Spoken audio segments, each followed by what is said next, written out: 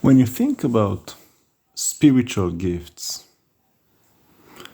think about it as gifts of the mind. Gifts of the mind. Things that are mental, spiritual, they're really one and the same. The unbelievers call it mental, but it really is spirit. Your mind is immaterial. Spiritual gifts, everybody talk about them. It's like, wow, you're so gifted. You have certain abilities. You convey messages. You understand. You discern. You're quick on your feet. They say you're so sharp. You have your way about you. You're so funny. You know how to link things together. You have spiritual gifts. You're so likable. Spiritual gifts, things that are immaterial, and yet you're just so naturally good at it. There are innumerable amounts of spiritual gifts, and everybody has some sorts of them. And the thing about gifts is that you don't really have to develop it intentionally on your own. You just get it. Many people say, I don't know, I'm just good at it. I've always been good at math, right? Some people, they just have a gift. It's a gift been given to you. You didn't work for it. It was a gift. And I was thinking about it today as I observed the conversation between two people. And I observed what the person talking did and how he told the other person pretty much he was mentoring him, and he told him what he was going to do to someone else, and then he used that same tactic on the person he was talking to. And I saw it from the third person, being outside of the conversation, and the Lord gave me discernment to see that and to put those two together. And it was kind of amazing for me to see, using this discernment that the Lord gave me, to understand how the person was thinking by seeing what he did. And I'm not good at this. That's not my thing. I've never really been much of an observer. I've been really oblivious most of my life. But when you come to think about it, many people are that way. They're very gifted at observation. They're gifted at discernment. They're gifted at looking, and you could say they're mind readers. Well, it's not like they hear your thoughts, but they just watch you and they can tell what you're thinking. They're just gifted at this. And that got me thinking, well, based on what I know of the Lord, everything he does is purposeful. There is nothing arbitrary about anything. Anything the Lord created is for a purpose. Every bug, insect, mosquito, ant, everything has a purpose. Nothing is just because. Every human has a purpose.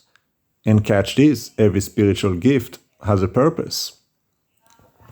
Everything that's been given to you has been given to you for the purpose that the Lord ordained for you in your life. He doesn't just do things. That's not what he does. We do, not the Lord. He thinks things out and does it for a purpose. If you have it for a reason. So that got me thinking even more. Well, if everybody has those spiritual gifts for a purpose, and obviously a God-given purpose, then the infamous question of why is there so much evil and so much corruption, so much suffering in the world? Well, because you're not doing what you're supposed to be doing. You have those wonderful, precious, there's no value, invaluable gifts. But instead of doing God's will with them, you do your own. You use those gifts to manipulate, to deceive, to overthrow, to control, to get rich. All kinds of evil deeds that you've done to trample above your brethren, the sheep. The Lord rebuked the shepherds many times about, instead of feeding the sheep, you feed on the sheep. Because you have those spiritual gifts, you have this, wow, you can think, you're so much smarter than they, right? You can see things, you can manipulate, you know how they, what they feel and how to control. And instead of using it for a positive, to lead them closer to their Maker, to lead them closer to righteousness, you use it for your own gain, to enlarge your influence, secure your position, get rich, get wealthy, religious power. And so you take the talent that the Lord has given you, and not only you don't use it for the purpose, not only you don't just, bury it in the ground, you use it for evil. The parable of the talents, the guy buried it in the ground and he was wicked. But you do worse.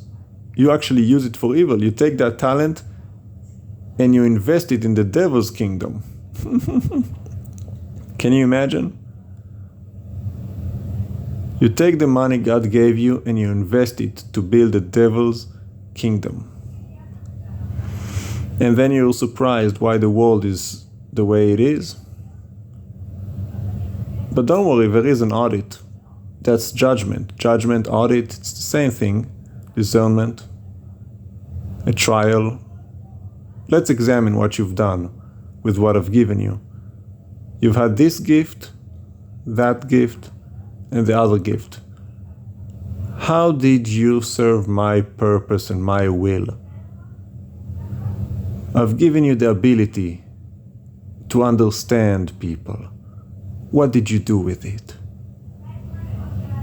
How did you bring them together? How did you mend their pain?